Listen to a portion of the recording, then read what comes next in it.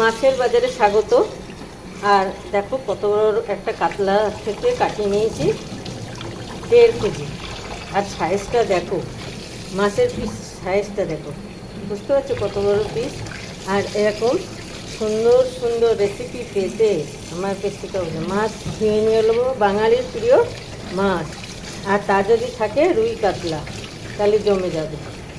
piece হলো দেখি, 1 2 bumper piece, 3 সাইজটা দেখো, 3 4 5 6 7 8